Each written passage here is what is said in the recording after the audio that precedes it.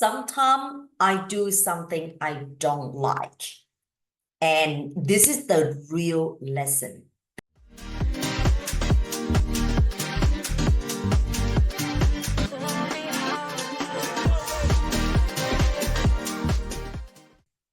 You know, today I actually talked with one of my friends and I really want to help her. And I say to her, okay, my friend had the event. So you should come and talk to people, help her, but also talk to people to make you will learn what you don't know, but also improve your English because English is second language for her and many ways to learn. But when I start to say, okay, go to those events, and she's like, well, I don't like to go to those kind of events. So no, I don't want to go. And I thought this is the thing that I really want to bring it out and share with everyone is because it's the truth that sometimes in life you not sometimes in life you do what you don't like, and sometimes you do what you like. The importantly is when you actually do what you don't like, you will learn more things.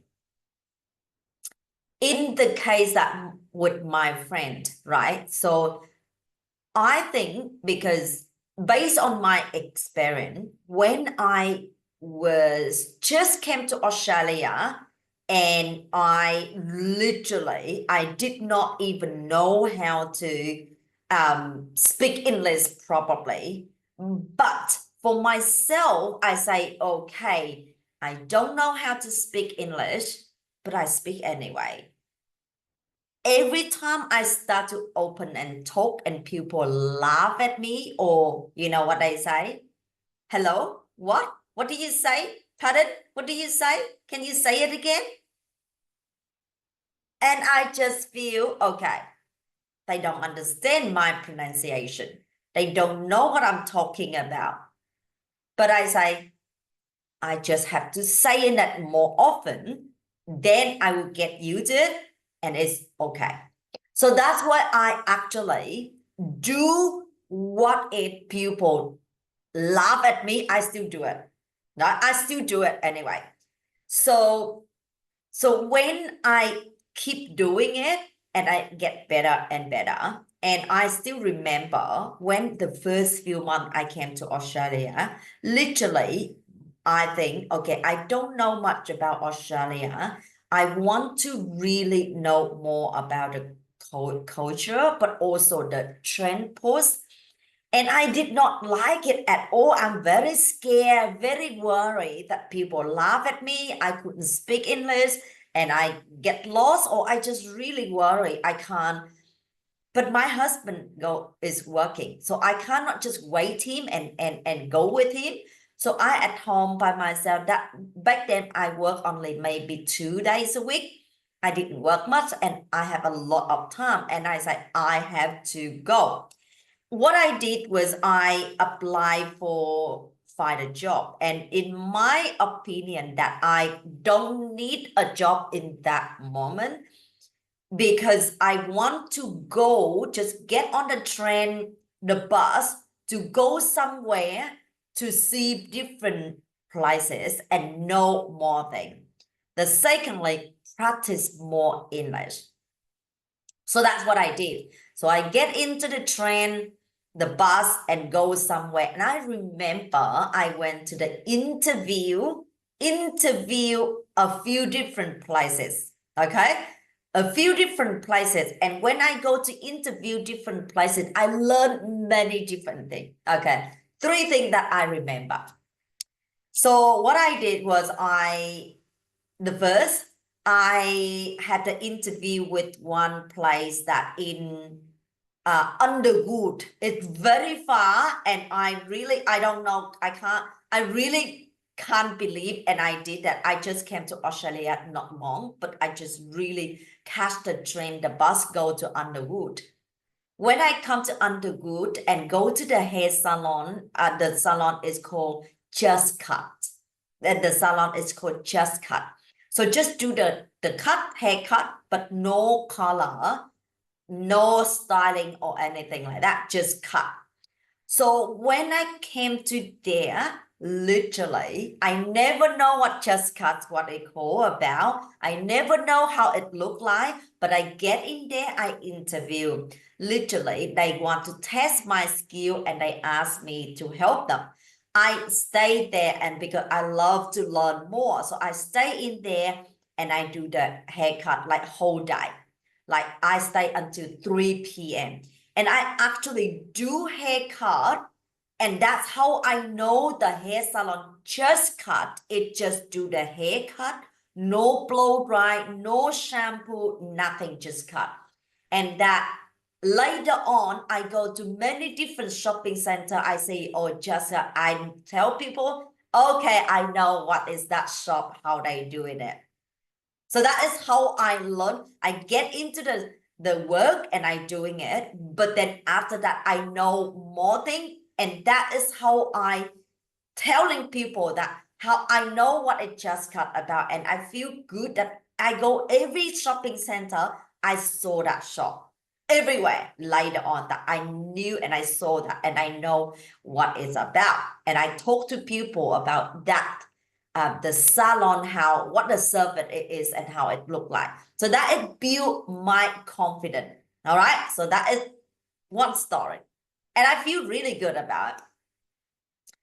The second story that I literally came to the city that to interview with the hair salon. And I still remember that the hair salon, I get in and the guy that asking me, how long have you been in Australia? I think about 3 months. And he said to me that, okay, do you have the visa or citizenship or thing like that? And I'm so new in Australia, and my husband is New Zealander, so I don't have any PR or anything like that. So they just asked me and a few questions, and he talked about the PR and that kind of thing. So I don't know much about that. So that's why when he talked more about that and just a few questions, and he said, yeah, I will call you back like that. But because my mindset, I know that I go not looking for the job, but I want to learn more about the English and the culture and everything. So that's why I knew that whoever go to work into the salon, sometimes if you don't have a PR, you don't have the the PR or citizenship that it's not easy to get into work to the hair salon. So that's what I know. So that's make me understand more about how to working and things like that. So that is the second thing that I know, and I learn more about that. I feel more confident, of course. The third story, okay. I remember that at that time, and I go to the interview as well, and I say, well, I have been running my own business when I was 19, okay? So until 32-year-old, which means 10 years ago, I came to Australia. I leave Vietnam, which means I sold my hair salon for someone else. So which means from 19 to 33, I'm my boss. I have my hair salon and I have the whole team working for me, and I just manage and work with the team. So I never ever go to interview for somewhere else. And I say to myself, okay, let's see that what is different, and I want to know what in Australia when they actually interview, what do they talk about? How, is that different with when I actually interview my staff working for me, or is different, or is the same? So I go to the interview to the hair salon. So And then when I get into the hair salon, and then, 3 questions, I knew I failed.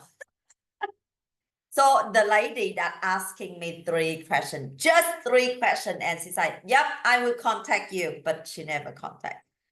So the first question that she asked me that, okay, well, how long have you been in Australia? I said, okay, about 4 months. And she said, okay, have you been doing hair long? And I say, oh yeah, I have been doing hair for a long time. When I was 19, I opened the first hair salon for myself, blah, blah, blah. And then after that, she talked. And then the third question she asked, do you have kids? And I say, no, I don't have kids, but I'm planning to have kids next year. And I literally forget that salon. They actually looking for someone is have no, I mean the long term, help them with the long term. They don't want to hire someone that have the baby and then have kid and stop working and things like that. So when she asked me the first question that, do you have kid? And I say, I plan next year. And I look at her face is already look different. But then after that, she say, oh, that's great. I think that would be really good for you, blah, blah, blah, whatever. And then after that, she say, okay, so you can go home and then I will contact you later. And then she never did so. That's how I know that in Australia, when to go to interview with the hair salon, they don't need to ask a lot of questions, but they ask the question based on what actually the goals they want to find out. So which means when I talk to them and I realize that, okay, I missed that sentence. I say that, okay, I want to have kids next year. That's why she can say, okay, very quickly. So, which means I learned about the way they interview. The second, what question they ask. The third, that I really see that what they really focus on, that and they don't want to wasting time or thing like that. But for myself, I learned so many things with the way they talk about English and all those sort of things. So that's why for me that I feel every time I have opportunity to do something new, to do something different, and to do something what I don't like, that is valuable lesson. So that's why I share this with all of you. When you actually watching this and you say, oh, I don't like that, so I want you to twist your mindset in the way, I don't like it, but I do, for I learn some new thing. So which is I say to my friend that, oh, she should go out and learn more things. And in my opinion, sometimes we do something, it's not about ourselves. In my opinion, like when I put myself out of my comfort zone, because I think about my kids and my partner, my husband. For me, when I going out, I meet more, I see more people, I talk to more people, I learn more things about relationship, about connection, about raising kids. For example, I go and I talk to some people, and some people say, oh, I am separate. I don't have husband, I don't have thing. That make me feel I'm so grateful what I have right now. I have my husband, I have my kid. I feel grateful for. And when I feel grateful like that, and I really care and talk with my husband, how grateful I am. Say thank you and really tell him that what I heard, some people, they don't have what I have. I'm so grateful you are here, you support me. And just one small thing like that, it make me feel better. So go out, see more people, learn more things, talk to more people. That is how the way I feel is help me to learn more, to build my relationship is stronger and better.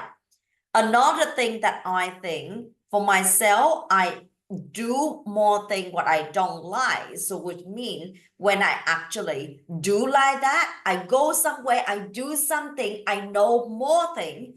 I have kids, right?